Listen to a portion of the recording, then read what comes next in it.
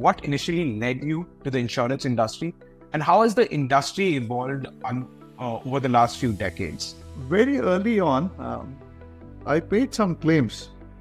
And when I saw the difference it made to the lives of people there, I realized that it's a much bigger thing than what we understand.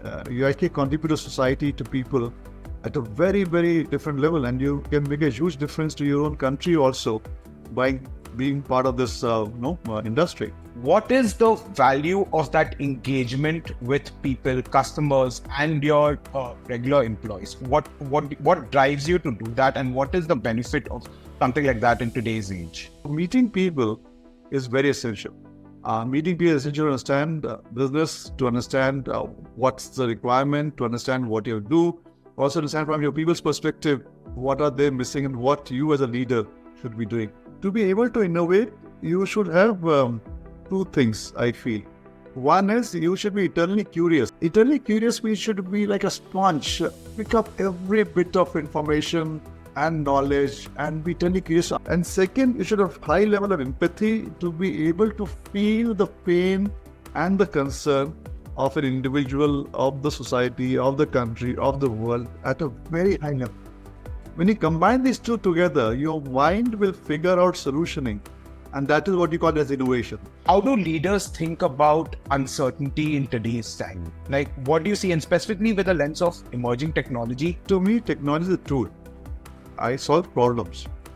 And that problem, whatever technology has to be used, I use it to solve the problem. What advice would you give to young leaders today who are trying to navigate this intersection of technology and starting off in leadership positions? The first thing is not about you. Always keep that in mind. It's about everybody around you. That's the first. Second, what do you feel for the most? Figure that out, because that is what you have to get into to try and help make it better. Third, the more you try to make the world better, the happier and more prosperous you will be.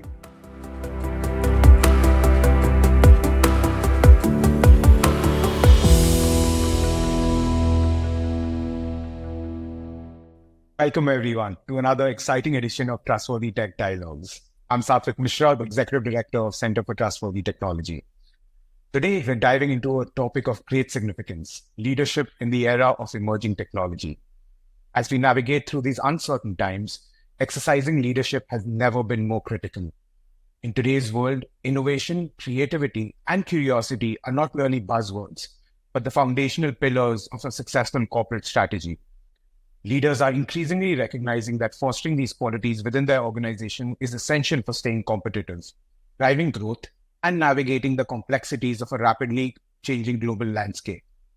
Cultivating a culture that sparks new ideas and encourages out-of-the-box thinking has become the key to developing products and services that are not just relevant today, but future-ready. For this culture, curiosity is the engine that drives continuous learning and adaptability. It is the key to staying connected with the ever-changing ground realities around us and staying ahead in today's fast-paced competitive world. Leaders who nurture curiosity within their teams create a culture of exploration and learning, leading to higher engagement and ultimately more satisfied customers.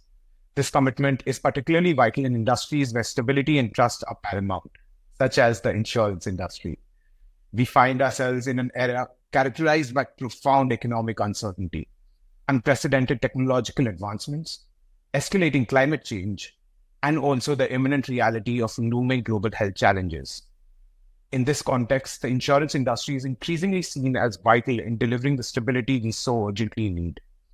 It is an industry which uniquely stands at the crossroads of the challenges and the opportunities presented by rapid change. At the heart of this intersection lies trust, which I believe is fundamental to the industry's mission. To explore these themes and more, today it is my absolute privilege to be joined by a global luminary of the insurance industry, Mr. Tapan Singhel. With over 30 years of rich experience in the insurance sector, he has been a key figure at Bajaj Allianz for more than 22 years. He has served as the company's MD and CEO for over 12 years. He's a member of the Insurance Advisory Committee of IRDAI and the Pension Advisory Committee of PFRDA. He serves on the board of Institute for Insurance and Risk Management. He has been the president of the Indo-German Chamber of Commerce and continues to serve as a board member. He is also the member of the Governors Council of the World Economic Forum. Under his visionary leadership, Bajaj Allianz has emerged as one of the largest private general insurers, known for its growth, profitability, and customer centricity. He has been awarded innumerable awards and recognitions over his illustrious career, including most recently the CEO of the Year at the India Insurance Summit 2024. Beyond these astounding accomplishments and an enviable body of work, I've had the distinct privilege of knowing him for over a decade. Throughout this time, I've witnessed firsthand a leadership embodied by him, which is not only strategic and steadfast, but profoundly humane. It is an absolute pleasure to welcome you to Trustworthy Tech Dialogues. Thank you so much for being here. My pleasure, Satwik. It's amazing to be with you in this forum. Let's start off at the beginning and walk us through your journey at Bajaj Allianz. What initially led you to the insurance industry, and how has the industry evolved over the last few decades?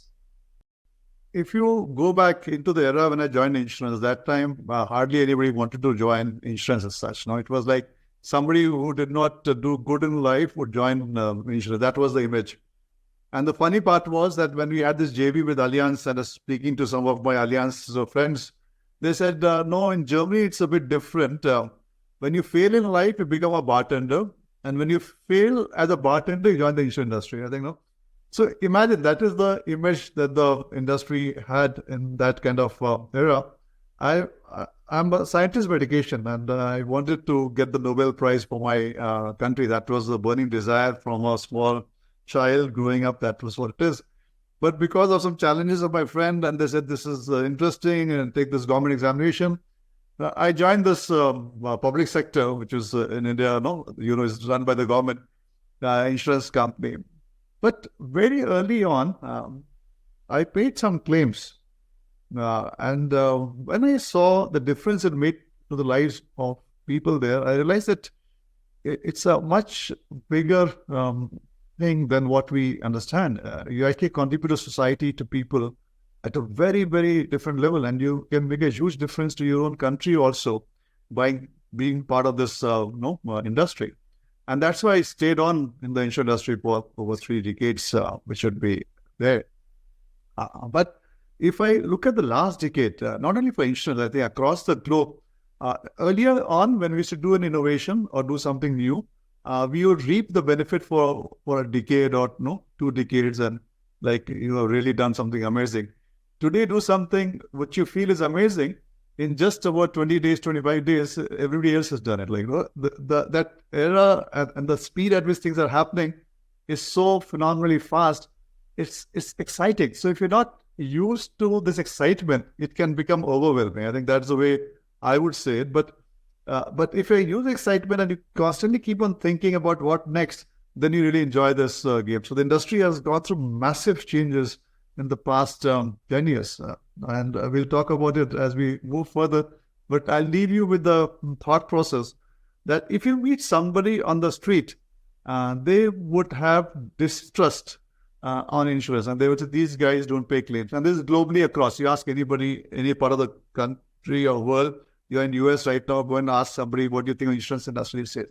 But look at the insurance industry, they pay millions of claims. And their profit margins are actually much smaller than any other industry, which is, So the thought is that why should this be? When they're paying claims so well, why should there be a distrust in the industry? I'll leave you with this question and I'll answer this later on as we progress in the conversation. So, a little bit on the distrust, and you've seen the shifts in the economy and society over the last 2-3 decades in this industry. What I wanted to specifically do and learn for myself and for the audience is your distinct leadership style over the last 3 decades and how it has shifted. And you speak specifically about the last decade and the changes which have come about. How has the changing environment, the economy, society changed your leadership style at the company? Now, is it the economy or my age or the years of being there? Satwik, I can't define what would be the reason for the changes. But let me tell how I saw myself some years back, how do I see myself now, and how do I see myself going forward? So when I was much younger and aggressively building the company, I would like be very, very strong at it, the alpha male as you define it, no? That is how it would be. And I would feel that this is it. There's nothing that can go wrong. And this is how the world should be. And this is how people should think. And this is how it is. And way back, I remember, I don't know, it was a professor from Harvard or so. He was doing a course about 2 decades back, and he was doing some profiling. And he told me that, and he was doing some word profiling, I remember. And he told me, you're like an eagle, but the worry is that you scare the doves off, and they would not speak when you are there. That hit me really hard. Well, I was thinking, why should it be? Why should people not speak out? They said, no, you are too aggressive and you don't listen, no. But my style was doing very good. I was very successful in what I was doing. But that conversation really made me think a lot. And I started making efforts to see that I listened to everybody. And then when I would be on the ground looking at people, their difficulties, connecting with them, it brought in a lot of different perspective to leadership, to business, to the way I see people, to what business should do for society, how organizations and corporates can make a huge difference to the country, to society, to individuals. Those thoughts started coming in my mind. And I saw a shift in the way I was behaving with people, with customers, with stakeholders. And the level of empathy moved up significantly and much higher.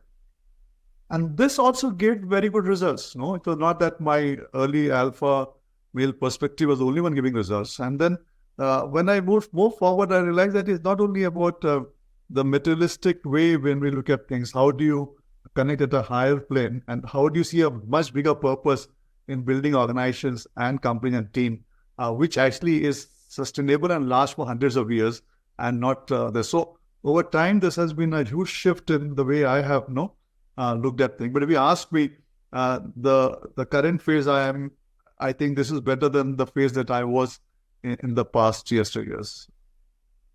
Eagles, doves, engagement, and empathy. That's fascinating. But one of the things which always stands out with your leadership style is your continuous emphasis on engagement. We've seen you engage with probably your employees and, more importantly, even customers. I've seen you travel all across the country and even abroad, making sure that you meet people outside, and someone at your position meeting people regularly.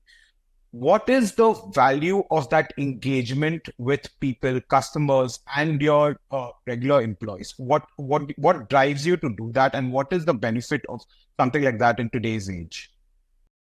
So, Satwik, somebody asked me a question: how do you innovate so much? Like as a company, we have done a lot of stuff which were first in the world for the industry, not only first in the country. I was thinking, how does it happen? And the answer which I gave was, to be able to innovate, you should have two things, I feel. One is you should be eternally curious. And I heard you in your opening remark, which I was really impressed with. Eternally curious, we should be like a sponge, pick up every bit of information and knowledge, and be eternally curious to ask people, be with people, figure things out, because your mind is a data lake. The more you fill it up with knowledge, it may be random knowledge, is perfectly good. And second, you should have high level of empathy to be able to feel the pain and the concern of an individual, of the society, of the country, of the world at a very high level. When you combine these two together, your mind will figure out solutioning. And that is what you call as innovation. And then you should have obviously the understanding to implement it, see the transformation, and push it through to the last mile to be able to get to where you want. Now, to get the understanding, be it business, be it what's happening, or what you feel is going to happen in the immediate near future, you don't connect to people at an amazing level in which you are just being, how should I say, at your humblest form, where you are able to listen, understand every sentence, every word the person is saying, be it your customers, your stakeholders, your own team members, or be it a person on the street, be it a person in the parliament, anywhere, you will not be able to take your organization to the next level, no, which is there. So meeting people is very essential. Meeting people is essential to understand business, to understand what's the requirement, to understand what you do, also understand from your people's perspective, what are they missing and what you as a leader should be doing. Because leadership is not the way you think, is not about leading or something like a very powerful macho on the top. It is the lowest rung in the hierarchy, no, where you actually have to be at every place to figure out how can you, ensure that people are more comfortable, happier from the time they met you, the time they meet you next. It's not just your engagement, if I may. So like, not only are you meeting people, but also you're meeting people with a lens of curiosity. And I say this because I've been following your work for over a decade, like I said, and I spoke about curiosity upfront because I cover your blog. I regularly read it, and your blog speaks to not only corporate strategy, but also philosophy or personal development, things which are very wide ranging and help individuals at different stages of their life. How does your curiosity drive this engagement, and how has that changed over the years? Yeah. So if I go back again, when I was younger, I would feel that I am God's gift to mankind. Whatever I say and do is the only right way, in the world and nothing else. Today, I feel that it's unbelievable. Every individual that I meet, everybody that I see, even if I look at a tree, or they have so much to give, and I have so little time to understand and absorb. I think it's a huge shift, and that's why I said, I don't know, is it age? Is it understanding? Is it life? Is it economic condition, like you said? But this transformation I've seen, and I'm very happy with this position of mine in which I'm eternally excited to meet people and to be awed by their experiences, their knowledge, and try and figure out, wow, this is something which is so amazing. I think it just hits me. Some people say it happens when you let go of your ego, or you become no more humble or humility. I don't think I really worked on any of this, but maybe the opposition that you have when you think that you are God's gift to mankind, to a place where you feel that every individual is so amazing. I think the shift in your thinking actually opens you up much more to a bigger range of experience and more understanding of life and things in a much better perspective. So this has been the shift, Satwik. That's absolutely fascinating. And let me go back to another thing that you mentioned earlier about short cycles of product development and innovation, where you need to be at the forefront every 20 days, every quarter, if I may say so, going ahead. And one of the things that Bajaj Allianz is especially known for is its innovation and staying ahead of the curve. As a leader, how did you imbibe this within the workforce? And how does that drive the company going forward? What value would you give to this for leaders today? So let's understand this, and I think it's again a very, very good question. If you are too ahead of the curve, then it doesn't really benefit your business a lot. If you are a bit behind the curve also, it's a bit too late for you to know. So you have to be just ahead of the curve. So how do you do that, and how does it happen? So when you start saying things, I'll give you two examples, and then I'll answer my first question I left you in the beginning, and I'll answer later. One example is, as a company, we're doing very well. When we're somewhere in the mid phase. But the challenge was that we had the old government companies, which have been there for close to 100 years. They had bigger size in terms of volumes and number of customers. And then I was thinking the difference is that there are more offices in a huge country like India compared to what I have. So if I had to be ahead of them, I have to have more offices. That was first thought.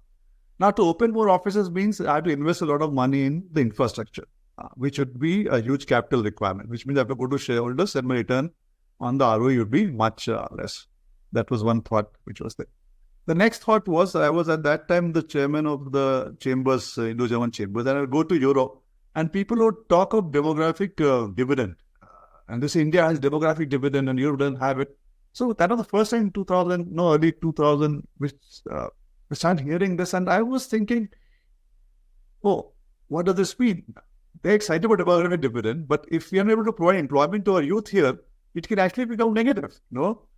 And then you normally would say the government should do that. But as a professional, how do I contribute to that is the next question. So can I generate employment for 1 million youth? That was the second burning question. Now, if I am able to open offices across the country and I don't have to invest in capital in terms of the infrastructure, then I can have a model. Now, you have two statements. I can provide employment as a professional to youngsters in my country. I can generate more business and take on competition. Now, to do that, now it looks very easy. You have internet across, you have good cameras and mobile and tablets. But those times, internet was not so good. But there you had the Prime Minister speaking about getting internet access to the villages. And maybe Niti Aayog, you would also be working on those stuff in that era. And that conversation is going on. So when I started seeing the conversation happening, chatter happening, I realized that this is going to happen well. And the speed at which technology is progressing, I realized the cameras and the speed and the tablets is going to get better. So I told my team, start working on virtual offices, where you don't have physical, where everything can be on the tablet. Today it looks like everybody is doing it, but that time people told me it's a foolish idea. My board members told me it's a foolish idea. It doesn't work. There's no connection, nothing. My bet was by time we develop this, the connections and this will happen. And that's what happened, Satwik. By the time we developed the technology, the infrastructure, the equipment, you had internet at all places. The camera got better. So we were just ahead of the curve. We were the first to do that. And we launched 1,000 locations at one place, provided employment, generated business.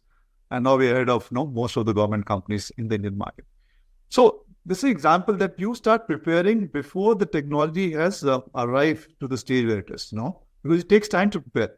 After it has arrived, you may be at the curve or just a bit behind it. But after everybody else has done it, then you're too far behind it. But the one who just goes ahead of the curve and you actually prepare in a way that by the time the technology hits that, you already are ready to deploy it. That is where the money and the reach and the competitive edge comes. That's the first point. The second example I want to give you is I told you that the distrust on the insurance industry, even when they're paying so much claims, and they're really paying through the nose at very high amount of claims. It is because of the process of paying claims. It's so cumbersome. You lodge a claim, they start asking so many questions. And they ask so many questions simply because they have public money and they really can't be giving it away for fraudsters and all. And that friction has to go. So you have to make claims friction-free. And that's when we came out with using machine learning. Now you have advanced AI, now generative AI and blockchain we used initially to ensure that as a customer, you click pictures, upload. And I'm talking about like 15 years back. And we transfer money to your account. We try to make it as friction-free as possible. So when you put all these thoughts together, you realize that for innovation, you have to put a thinking which would take into account the developments happening, and you are actually at the time when it happens. I think that is how it would be. It's almost about developing the foresight to see the curve, not being far too ahead, but definitely not being behind, which is absolutely fascinating. But also this is about developing foresight, and in the insurance sector, you would have definitely navigated through various crises which have happened in the economy. As a leader, is there a crisis that stands out, which brought about some lessons for you? And how would you suggest is the best framework to think about a crisis as a leader today? Interesting again, Satwik. I always love to chat with you. So in India right now, there's a price war which has become very intense. So I had to address a team some days back, and And I could sense that they were saying that the time is bad, no, for business. So then I got a stage. So the first question I asked them was, let's say in the 23 years time when you build this company, which year did any one of you come and tell me, this is an amazing time. Whatever target you give, we'll do 500 times of that. Which means that every year there has been some crisis or other. No, every year is a difficult year. That is how business will be. Like you cannot have something like everything falls into place the way you want it, and no, then you just sit home and business starts growing. It doesn't happen. Which means that crisis is not something to be afraid of. It is something to be loved at. And the worse it is, the better it is for you. Because in a crisis, the good companies become stronger, better. No? And the weak companies, the shallow companies disappear. Now, are you a good company? Do you have that kind of conviction and standard? Is what will determine how do you move forward. So first point is that whenever you think that the crisis, then the question you ask yourself, be it your life, be it okay, let's say these many years I've been, when was something when I felt everything was perfectly fine and just happy? It doesn't happen. There would be some crisis or other. It's how do you handle that? How do you see, and what is the point in which you make a company stronger? Is what your competence is, or in your own life, how do you handle that and how do you become stronger than what it was? Takes you to the next front. Crises are good. Bad times are amazing. You should be excited about it. And the worse it is, the more excited you should be. No, because that gives an opportunity for you to really transform and push things. That's the first thought process that you have. The second is then you start looking at it. Okay, now this is where it is. Be realistic about where you stand and how things are.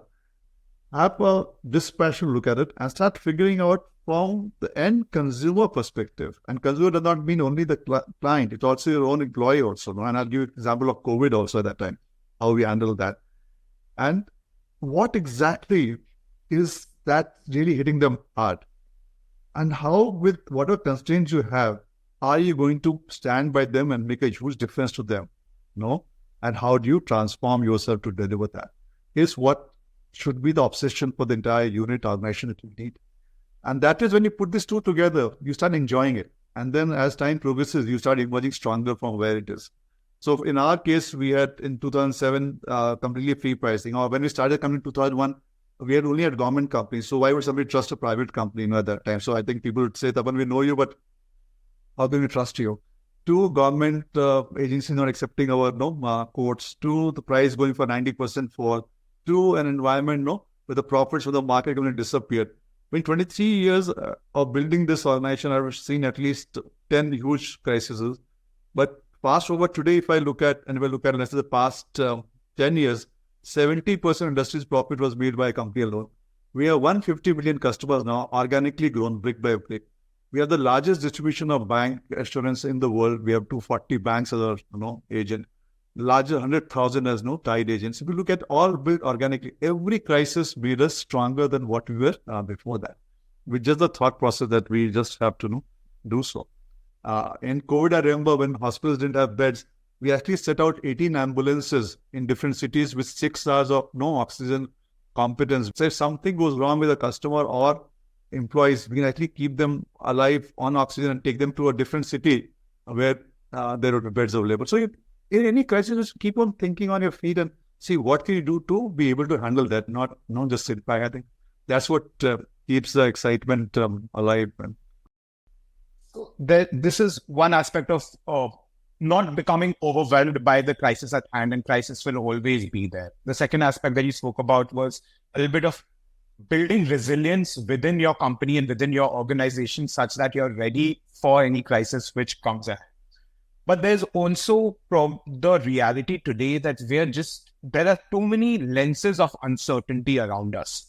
And you spoke about like 150 million customers. That's 150 million different uncertainties that you have to drive through and navigate through.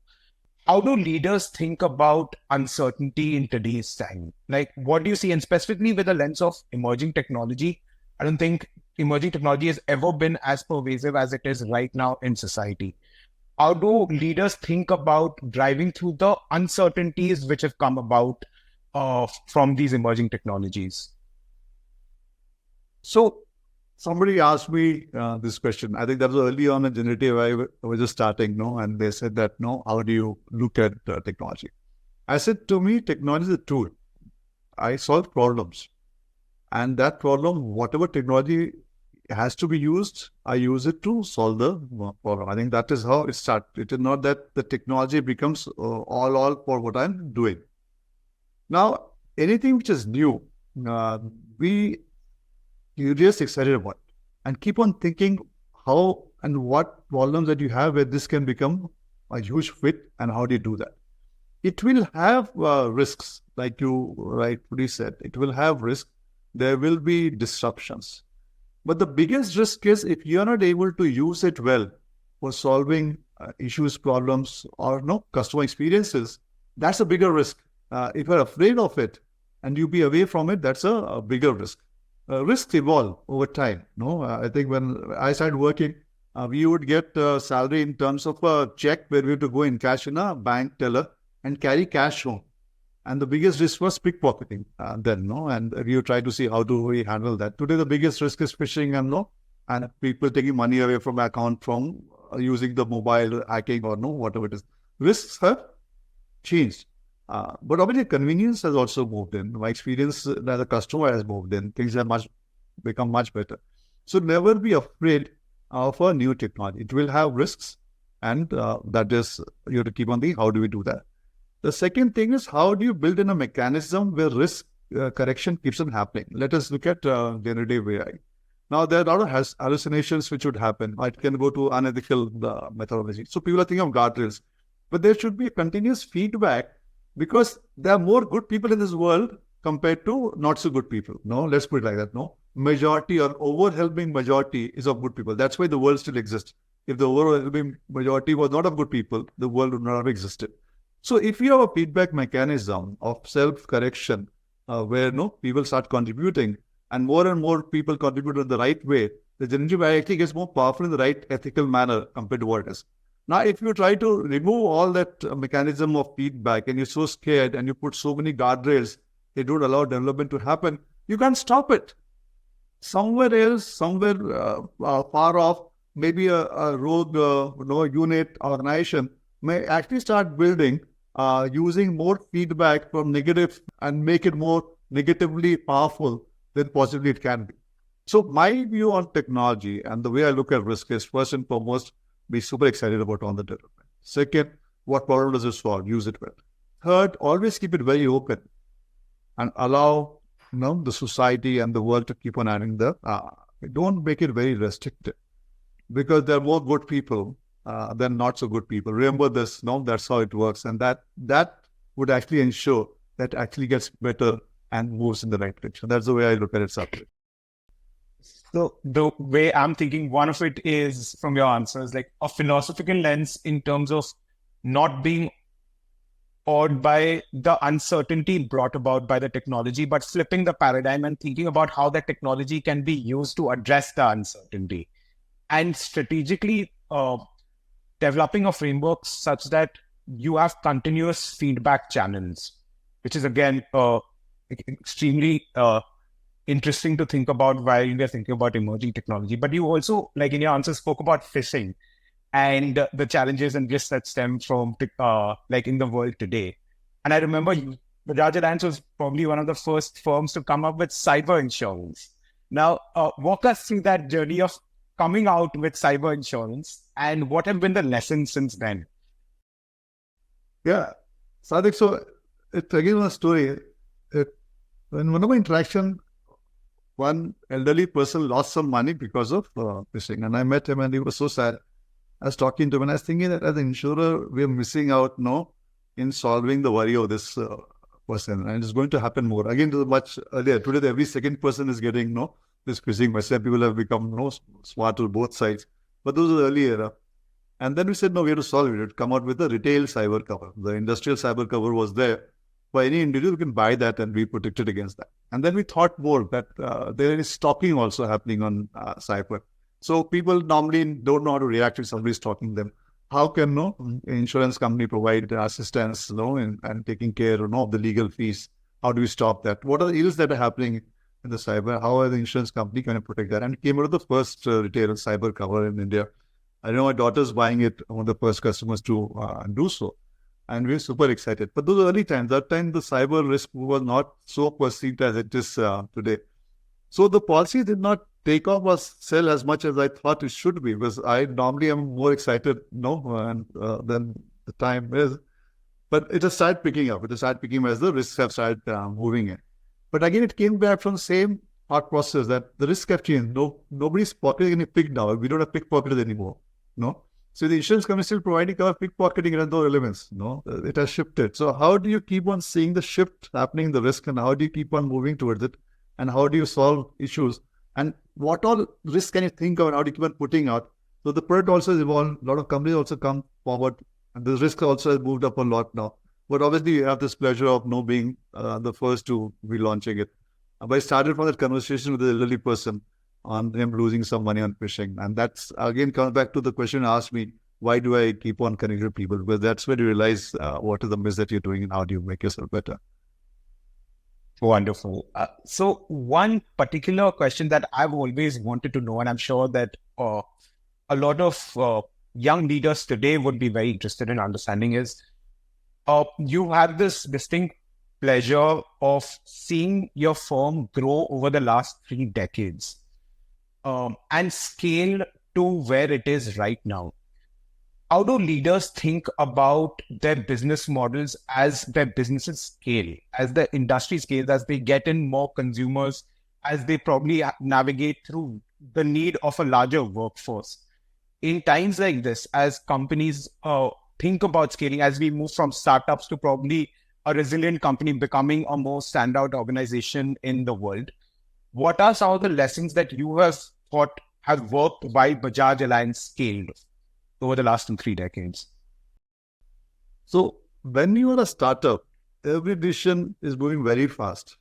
When you become a large organization, the biggest worry I have is it becomes bureaucratic, it becomes silos. You have, as I call in my word, you have emperors with their own kingdoms, and they don't want to let anybody else move. And you have a lot of arrogance which comes in. And that's what destroys organizations. Organizations and individuals get destroyed when you reach the space. So you have to be on a continuous startup phase. Second, always be excited that you have to do much more. And there's so much to be done. And what all can you do? Be aware of the use of capital and cash. Be aware that it has to be leading to the benefit of the society, the country, and the world in what you're doing. It has to have an impact on that. Be aware that organizations exist for society, and for that they have to run it in an ethical, good governance perspective. Be aware that your individuals in your organizations define the organization, not you. So the culture that you have, the people that you have, be very sensitive towards that. You can't have a very toxic culture inside the organization and expect them to be taking good care of customers. That happen. Be very aware of that.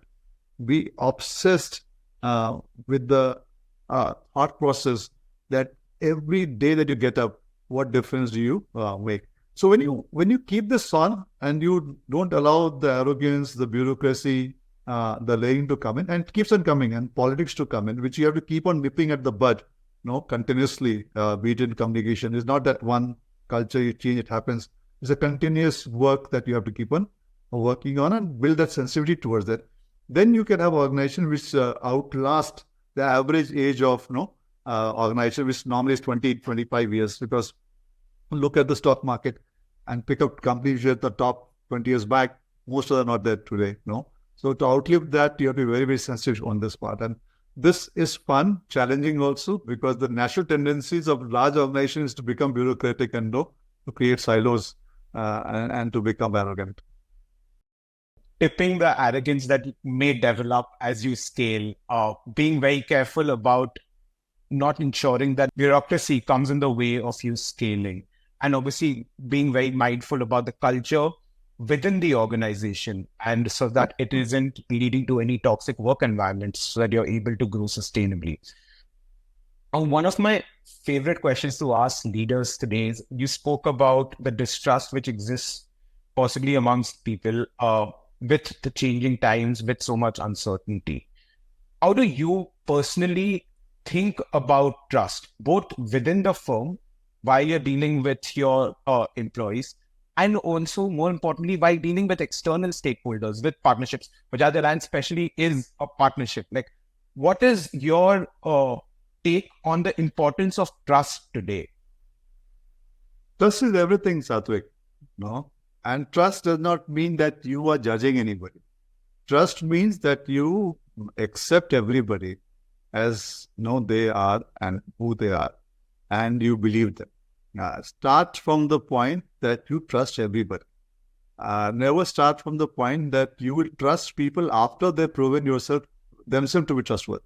I think that's the first point. So let's think that, let's say, if I meet even a stranger, I would start with complete trust, and faith on the person and awe of what the person has, done there.